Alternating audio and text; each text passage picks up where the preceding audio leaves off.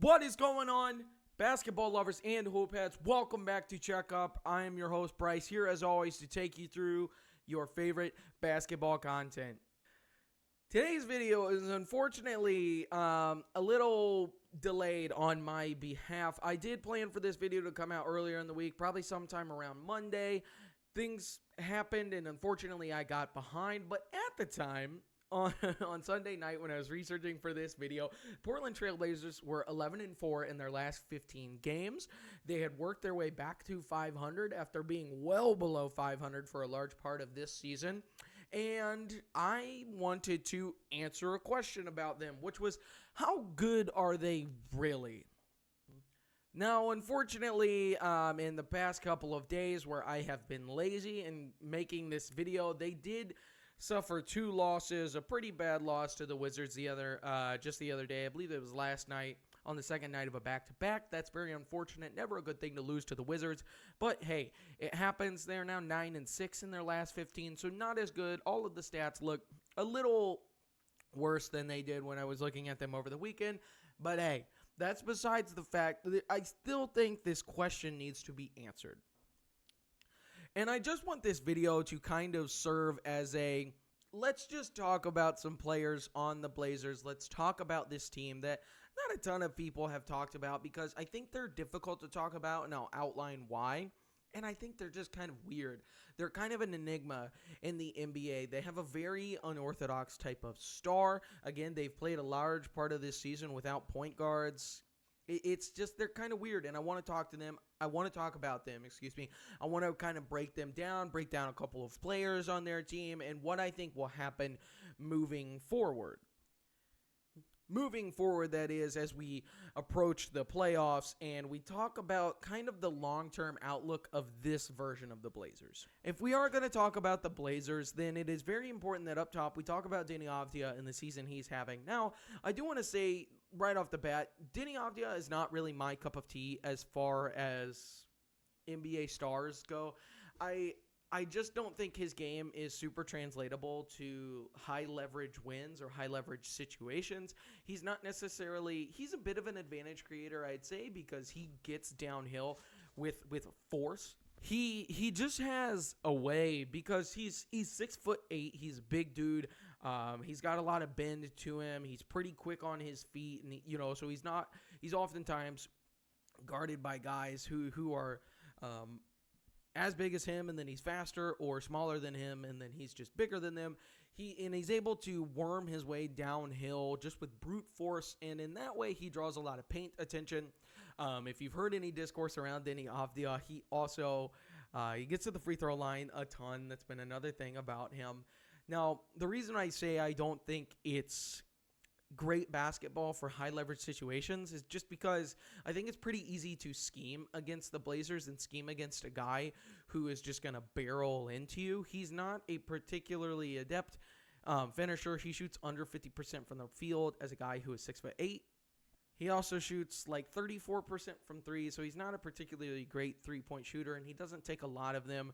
So the Blazers, because they have like no shooting on their roster, basically, so there's not a ton of space always to work with. I think in like playoff games, play-in games, or just high-level games, clutch time situations, it's really hard for them to create offense. And Deni Avdija is just not a guy, I think, who's like an offense unto himself. Again, like we see with the best scorers in the NBA, SGA, or Luka. Like, those guys can create a shot anywhere on the court for themselves. And Deni's really not just that. He's much better suited just trying to get downhill, trying to get to the free throw line, trying to wear teams out and just bully people. He's much better suited for that. So I don't know if the Blazers will experience much success in the playoffs this year, but Deni is putting up a ton of production. He's at 26 points per game, 7 rebounds, and 7 assists. There's a lot more to the game of basketball than PRA, but that's very impressive regardless.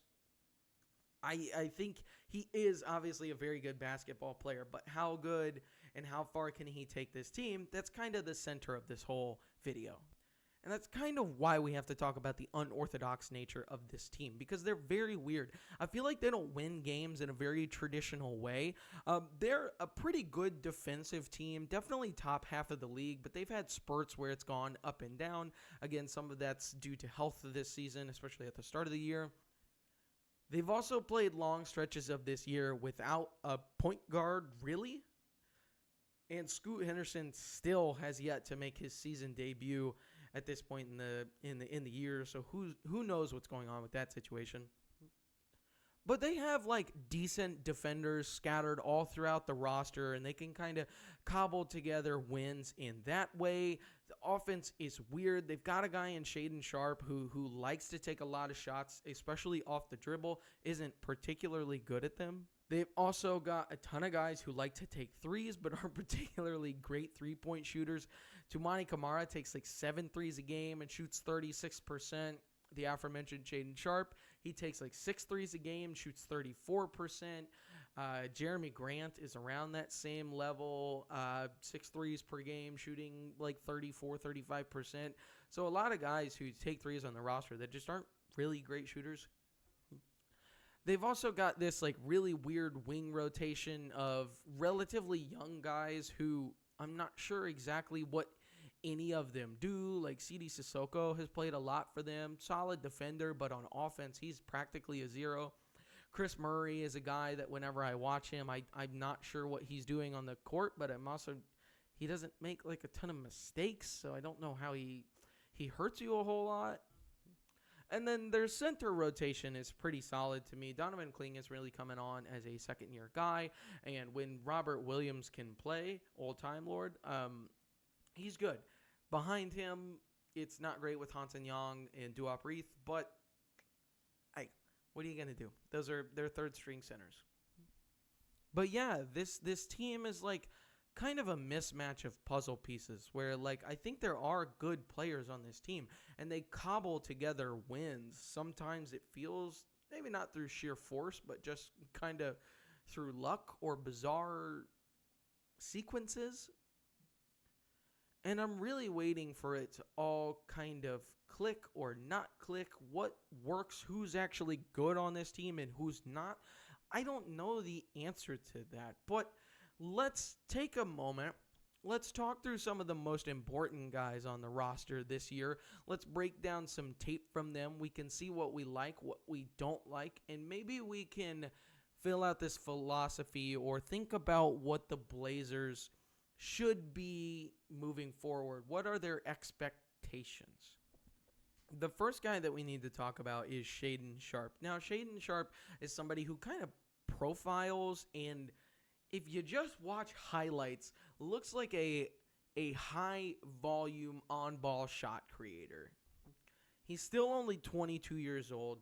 He's averaging 22 points per game, getting almost 5 boards and 3 assists to go along with that. He is an athletic freak. I'm sure you've seen the dunk highlights. Watford up top. There is Shaedon Sharpe. Let's go. Ball Let's fake. go. Oh my goodness! Duty to protect the rim. And not that time. Some big time basketball being played now. Ooh, in and out. Wow! Hold up. Across the middle. Step back jumper. Short. Followed up and in. Shaedon Sharpe. And again, if you just watch the highlights, there's a lot of moves that have craft to them in ways that he can just rise over guys and hit shots or step back threes and create space and just do all these things for himself that would theoretically create great offense for you. But those points per game only come on 45% shooting from the field and 34% from three for a guy who takes 18 shots a game, which, by the way, is only one less than SGA takes right now. That's pretty poor efficiency. I think the thing that bugs me the most about Shaedon is not that like the efficiency is bad because of physical tools, like he's too small or whatever. He's a freak athlete and he's got decent size for like a shooting guard, point guard type of player. It's just that he takes all of the wrong shots when you're watching him. He takes all these tough contested looks. The jump shot is a tiny bit flat. I think that shooting is sometimes hard for these uber athletic guys because they're used to just like exploding up a lot and then shooting flat, which is what you kind of see with Shaedon, and that's something you see with like AJ DeBonsa, for example, not to go too deep into the NBA draft, but he just takes a lot of difficult shots. The handle is pretty loose too. Again, he's a super young guy. He never played college basketball, kind of got thrown into the NBA, but he also has more total turnovers this year than assists. That's abhorrent for a guy who handles the ball as much as he does. But I believe there's a good basketball player in there somewhere. And that's not to say I think Shaedon is like a really bad player right now, but it's, again, just these inefficiencies that feel really detrimental. He shoots 34% on pull-up jumpers inside the arc, and that's really funny because he actually shoots 35% on pull-up jumpers from the three-point line, so he's actually worse on like these pull-up off the dribble jumpers inside the two-point arc, and he likes to take them with a lot of frequency.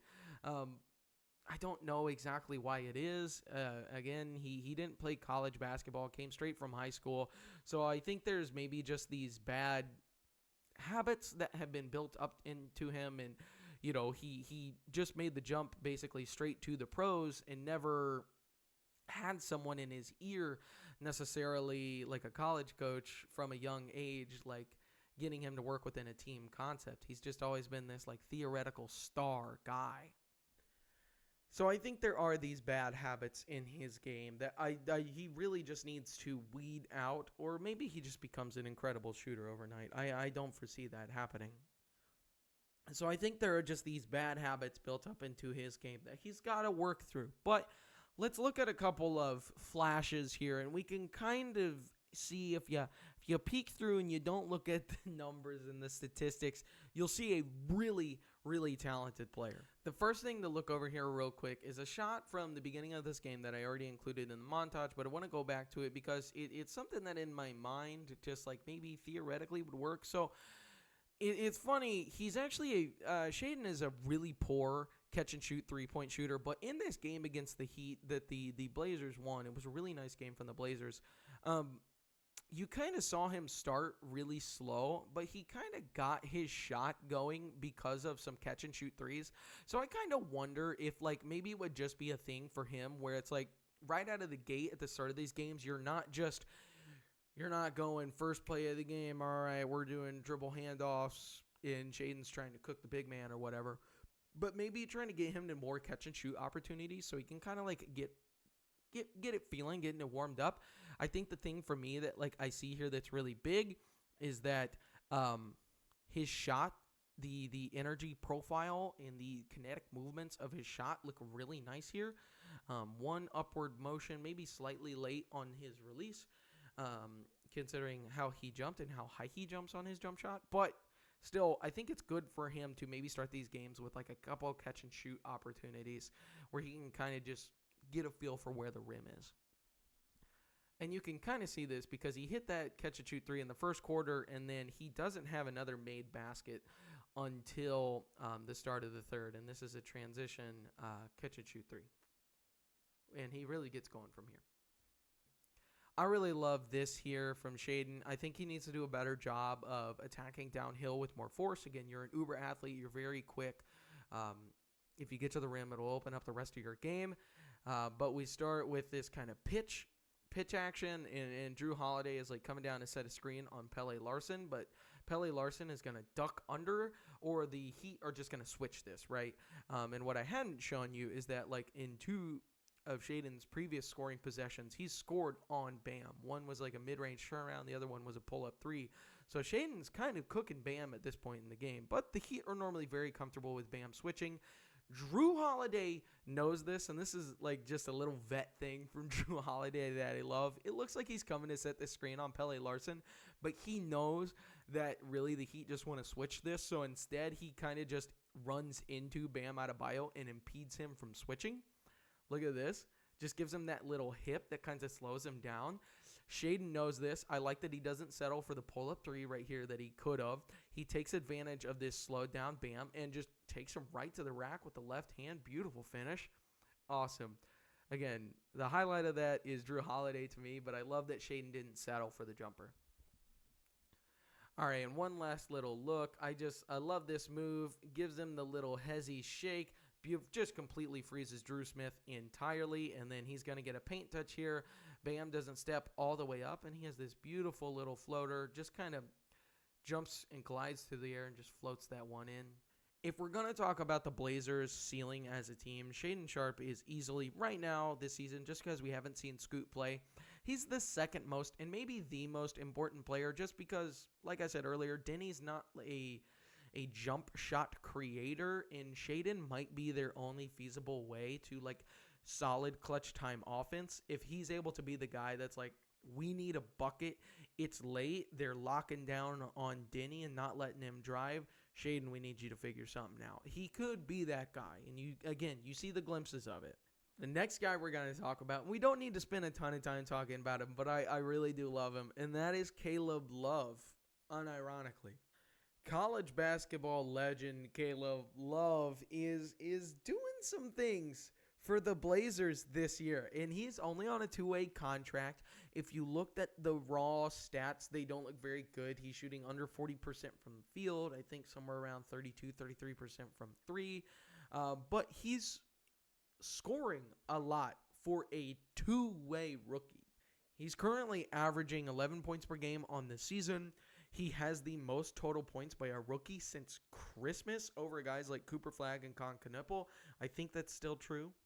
And he's had really big games for the Blazers. Again, for a team that's been depleted of point guards, for him to be able to step in and not only provide like minutes in guard play and not drown, but actually excel for the most part and like have these huge games where he scores 20 plus points for them, it's been so much fun to watch. He's a bit of an irrational confidence guy to me, and I really like that about him. I think he takes advantage of the fact that a lot of current NBA teams right now don't really know who he is. He's not on the scouting report, and players are told not to guard him, so they don't. And I think in certain games, like the Lakers found out for sure, if you're not going to guard this guy and let him hit a couple threes, let him see some go down, he can get hot in a hurry. He's had big games, like I said, against the Lakers. He had a huge one. He had basically his coming out party was against the Warriors earlier in the season. I think he had a big game against the Knicks as well. Like, this dude just kind of puts on. He's a lot of fun. He can score a little bit at all three levels. He's not a super adept ball handler, I'd say, and he struggles a little bit inside of the three-point arc just because of his size, and he's not an uber athletic guy. But he is a lot of fun, and he shows like super high-level flashes, man, like where I truly believe he has he's gonna have a career in the league, at least for a little bit. He can be just a guy who's a microwave scorer off the bench, and he's really not a bad passer either. Let's take a moment and look at a couple of plays that I like. Again, you just watched these clips, but let's break them down with a little more of a watchful eye. So, real simple here. We've got this high screen and roll, but what I like here in particular, you can notice that as Jeremy Grant is stepping up for this screen, Bronny, who is guarding Caleb Love right here, Bronny James Jr., he shifts his weight to his right leg just a little bit, and Caleb recognizes that, moves to the right, rejects the screen, it gets Bronny moving downhill just a little bit. He kind of fumbles this step back a little bit, but he does create a decent amount of space. I love the way he rises up and just absolutely splashes that one home. Beautiful looking shot. He's got good, decent mechanics, I think. This is, again, just exemplary of his microwave ability, if you shall. He hit 2 step-back threes in that first quarter of this Lakers game. And then here the Lakers are in zone. We move this ball to the wing. So I think the Lakers are kind of running a 1-2-2 or a 3-2 or something. You're going to fake this pass to the corner so you get the defense moving left. And then Jeremy Grant drives in, creates a lot of separation, tons of space for Caleb Love. Jake LaRavia doesn't close out hard enough, and he hits a three. I don't know, what was that, like 3 feet back of the three-point line? And this is cooking a bad defense, but I just love this recognition from him. This is a super smart cut here on this play. So first things first, Shaedon Sharpe makes an excellent backdoor cut here, but Maxi Kleber did a good job of sliding over and preventing him from getting all the way to the rim. Lakers recover, but Dalton Knecht falls asleep for just a second. Again, Shaedon has, been prevented from getting to the rim here. You can kind of see Dalton is looking down at Shaedon, just ball watching. Caleb, great recognition here, is going to make this perfect 45 cut straight down the lane and be able to rise up and get a layup at the rim. Excellent cut, very smart. Just a good basketball player. Again, just when he's feeling it, you can't leave him open. I like this play here. This is some awful Lakers defense, to be honest, but Caleb bringing Dalton Knecht into this action. The Lakers were switching, so Portland is trying to create an advantage, and Caleb slips this screen. Kleber does not get over in time, and he splashes home this three. Again, this was a beatdown of the Lakers. Game was over at that point, but he plays with a decent amount of suave and smartness to his game. He's an older rookie. But yeah, I just love watching him heat up. I think he's got a real future in the league, and he's been huge for the Blazers this season. If you're not keeping your eyes on Caleb Love, you should. Probably the best two-way contract in the NBA. Real quick, I do need to say the passing is also pretty good. I think he had like 7 assists in this game against the Lakers. I unfortunately am really dumb and cut out this like incredible transition live dribble pass he had coming across his body to find Jeremy Grant open for a 3. That was really awesome if you want to go look at it. But you can enjoy this awesome transition oop from half court to Shaedon Sharpe. That was really good. But yeah, not a bad passer whatsoever. He's not just a scorer. Now, the last player we need to talk about is Donovan Clingan. Donovan Clingan is a second-year player this year. In his rookie draft class, the 2024 class, I really liked him, especially what was a pretty poor class that year. I thought he's a guy who could be a defensive anchor of your team. He was an excellent defender in his sophomore year in college at UConn, helped him win the Natty. He just needed to work on his conditioning. That was going to be the biggest thing for him. And then, obviously, like speed. But he's huge. He is a bona fide 7-footer. He's big and strong, cannot be moved, and he's still young, improving constantly, and I believed in him a lot. And in his second year, he's coming along quite nicely for the Blazers. He's now their full-time starter. He's a guy who provides them solid defense. He averages over a block per game. He is an excellent rebounder, averaging a double-double currently, and I like what I see from him for the most part. There are definitely some things that I am a little more concerned about than maybe seemingly other people in discourse are. I worry about the pick and roll navigation a little bit. He plays exclusively drop defensive coverage because he's just not fast enough to guard up on the perimeter or hedge and recover right now. And I think a lot of times he plays too far in drop and he will get killed by pull-up shooters, which he does. And the other thing is the conditioning. It's miles better this year than it was during his rookie year, but he's still going to have to work his way to being able to play a lot of minutes, especially once, again, you start talking about in playoff settings where you're playing a lot of minutes in games that are back-to-back-to-back. He also doesn't have the softest touch in the world. He can be affected by contact a little bit more than I thought maybe he would be at this point, but still a very young guy. But there are a couple of things that he does incredibly well. And let's move over to that stuff now.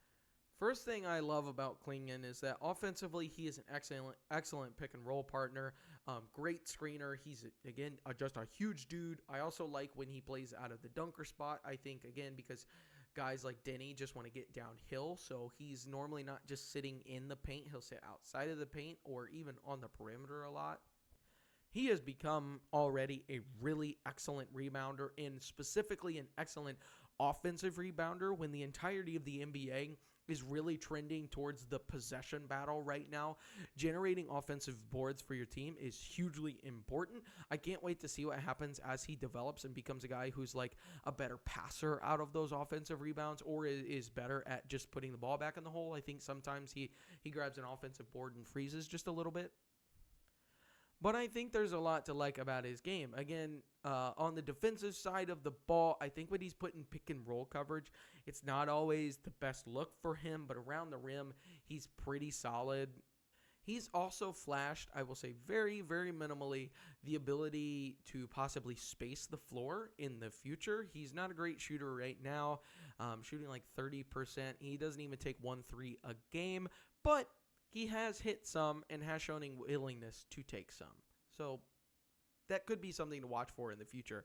I think Clingan is going to grow to be a really, really solid pro in this league. I don't know what level of center he is. I don't know if he's like a DPOY level guy, maybe 6-8 years down the line. Who knows? Anything can happen. But I think he's just going to be a very, very solid commiserate pro at bare minimum. And of course, let's break down a couple of things here. So I like this. Tumani, you can see him point to Clingan and tell him to move over to the corner, and Clingan knows exactly what that means for him. So we've got high screen and roll up top. Caleb Love does an excellent job with his crossover here to try and get downhill. He gets Russell Westbrook on his hip, and that forces Dylan Cardwell, who's defending Donovan Clingan, to step up and contain this drive, and Clingan takes perfect advantage of this. Great timing on this alley-oop here. Gives the point, dunks it through. Easy enough. Let's take a look at a three real quick, shall we? So I'm a person who, people have pointed out that Clingan's been taking threes this year. Again, he didn't do that at all in college or his rookie year. I think some people are overrating it a little bit because it's important to remember that unless guys are taking these open threes with volume or giving a defense a reason to defend them on the three-point line, most defenses will just live with guys like Donovan Clingan taking 1 or 2 open threes a game because, who cares? But so it is important that he continues to take these. The mechanics really aren't horrible. It's kind of Brook Lopez-y in a way. It does look a little awkward, super, super flat-footed. So he can be strong on these a lot, I think. But like I said, the mechanics for a guy his size aren't horrible. I like it. Let's wait until the future when we see him take them with more volume to really talk about it as an offensive threat, I guess. All right, let's end on a couple of defensive clips here. I did earlier say that he struggles with screen and roll coverage to me, but I think he does a decent job in short roll coverage. Just because he's big, he's got a crazy wingspan. As you'll see here, it really comes into effect. Does a great job of containing the drive from RJ Barrett, but I think this is Jonathan Mobo. Does a good job of getting behind Clingan here. I would, you'd probably hopefully be looking for maybe an oop in this situation rather than this little dump pass. Clingan does a great job of switching right over to his man, catching that pass, disrupting that play, and forcing a turnover. And we just see another quick little clip right here. Blazers are in zone. Maxime Reynaud sneaks into the paint here. If you know anything about Maxime Reynaud, he kind of likes to take these little floaters, maybe a little closer, but he's definitely a floater shooting guy. Clingan does a nice job of stepping up to him and forcing him out of this. So Reynaud fakes the shot and thinks he's got him beat moving to the rim, but Clingan does an excellent job of moving with him and then just completely disrupts that shot, forces a miss, corrals the rebound.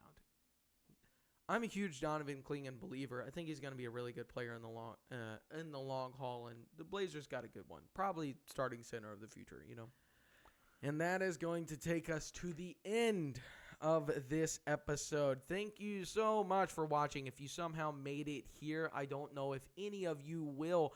This one's probably going to be a pretty long one. I had no idea I would talk about the Blazers for this long. But again, they're just weird, unorthodox. There's a lot of things I wanted to get to, and I had to dump some thoughts out of my mind.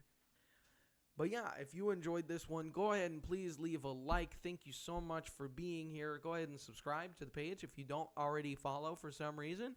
And share this with friends or family, anyone you may think might, possibly could enjoy this. Thank you again so much, and I cannot wait to see you in the next video. Okay, goodbye.